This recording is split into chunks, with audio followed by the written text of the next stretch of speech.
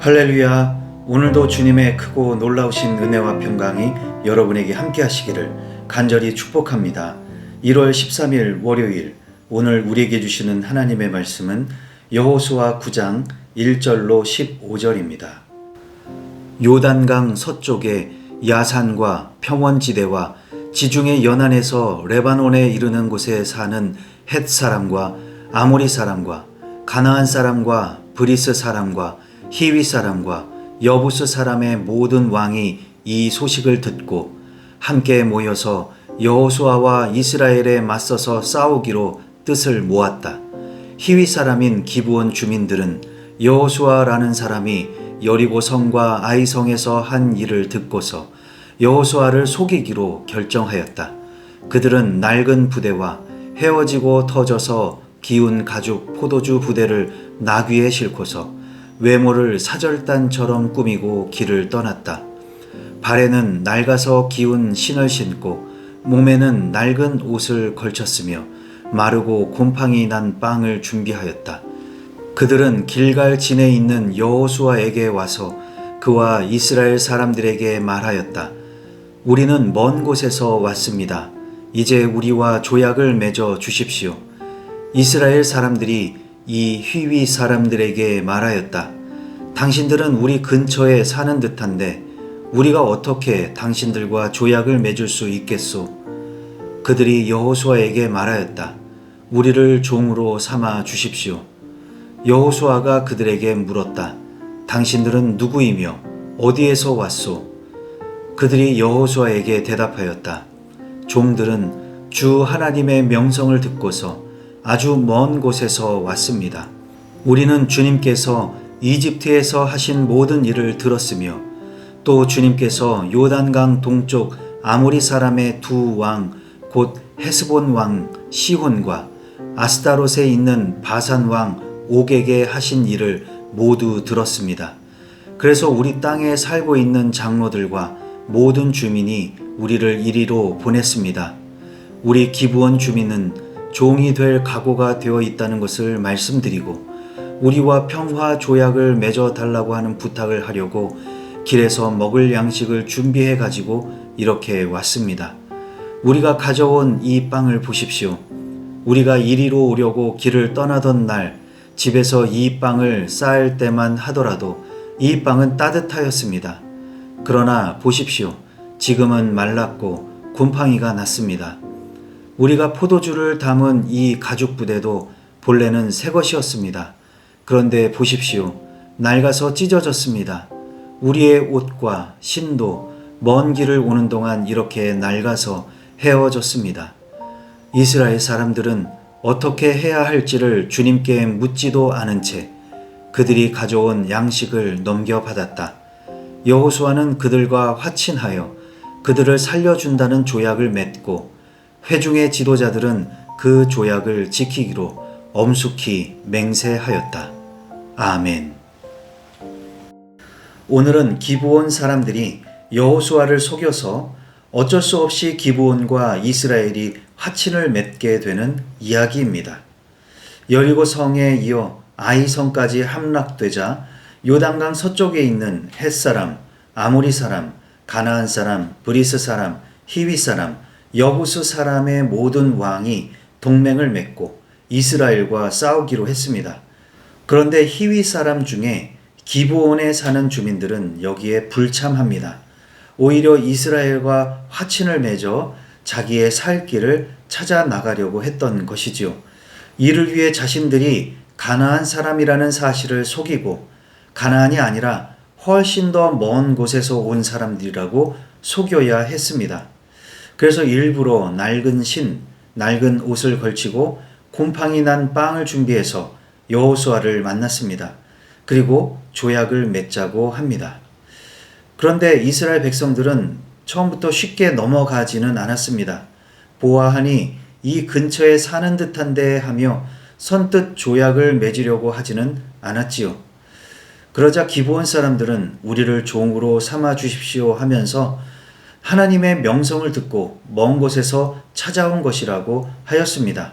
그리고는 곰팡이가 난 빵과 헤어진 포도주 주머니를 보여주었습니다.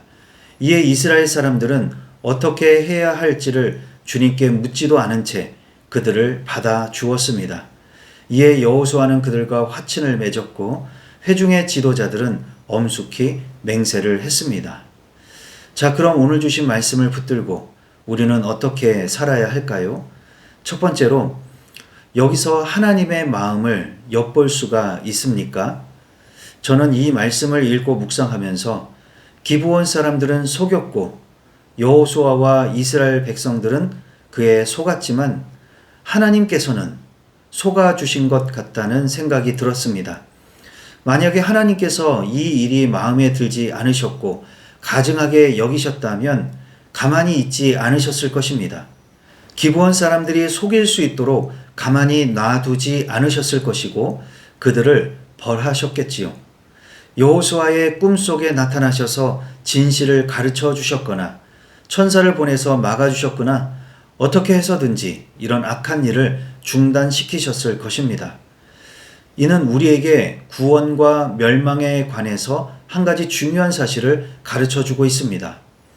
그것은 바로 구원받고자 하는 사람들이 어떻게 해서든지 간절히 원하기만 하면 하나님은 속아주시는 척하면서라도 구원의 길을 열어주신다는 사실입니다. 이것이 우리 주 예수 그리스도의 십자가로 증명이 되었던 것이죠. 우리도 어쩌면 기브온 사람들처럼 절대로 구원받을 수 없는 죄인이었습니다. 멸망할 수밖에 없는 운명이었지만 구원을 받고자 하여 예수 그리스도의 보혈로 죄 없는 사람이 되었습니다. 이것을 예수님에 의한 완전한 속죄라고 합니다. 그러나 하나님 입장에서는 죄 없다 여겨주신 것이고 의롭다 여겨주시는 것인데 어쩌면 이것도 하나님께서 속아주시는 것이나 다를 바 없는 것이 아닐까요? 우리가 어떻게 의인이 될 수가 있을까요? 여전히 죄를 짓고 여전히 죄를 좋아하고 여전히 주님 품을 떠나려고만 하는데요. 그런데 하나님은 이토록 죄악이 가득한 우리들을 죄 없는 사람들이라고 속아주시고 구원의 길로 인도해 주십니다. 구원을 위한 하나님의 이 한량없는 은혜를 생각하면서 우리도 기브온 사람들처럼 되기를 소망합니다. 그들은 구원받아서 나중에 성소에서 일을 합니다. 특이하게도 이방 족속이면서도 성소에서 거룩한 일을 담당하는 특별한 일꾼들이 되었습니다. 솔로몬의 성전이 세워지고 나서는 성전을 돌보는 사찰 같은 일을 했고 나중에 느헤미야가 성벽을 재건할 때도 적극적으로 참여했습니다. 우리도 기브온 사람들처럼 구원을 받았으니 이제 하나님의 영광을 위해 하나님의 나라를 위해 거룩한 일을 감당하는 기브온 사람같이 살아가시기를 바랍니다. 두 번째로 어떻게 해야 할지를 주님께 묻고 있습니까? 14절에 보면 이스라엘 사람들이 이 일을 어떻게 해야 할지 주님께 묻지도 않은 채 자기 생각대로 화친을 맺었다고 했습니다. 좀 전에 말씀드린 것처럼 하나님은 이 일을 좋게 보셨으니까 그냥 넘어가셨던 것입니다. 하나님은 기브온 사람들이 그렇게라도 해서 살기 원하셨고 구원받기를 원하셨습니다. 문제는 왜 이 일을 놓고 그 누구도 하나님께 기도하지 않았느냐는 것이지요. 기브온 사람들도 그토록 살고자 하며 하나님을 인정했으면 하나님께 구하고 하나님께 도움을 요청했어야지요. 여호수아도 이스라엘 백성들도 마찬가지입니다. 지금까지 자신들에게 이처럼 사신까지 보내와서 화친을 맺자고 한 일이 없었습니다. 이토록 중요한 일이 생겼으면 당연히 하나님께 여쭈어 보고 어떻게 하면 좋을지를 구했어야지요. 그런데 이렇게 중요한 일을 진행하면서 하나님께 묻지 않았습니다. 이것은 대단히 안타까운 일입니다. 만약에 그들이 하나님께 물었다면 하나님께서는 당연히 그렇게 해 주어라 하시면서 하나님의 자비와 사랑을 보여주셨을 것입니다. 그렇다면 우리가 이 여호수아서에서 하나님의 진짜 모습을 더 깨달아 알 수가 있었겠지요. 그것이 무엇입니까?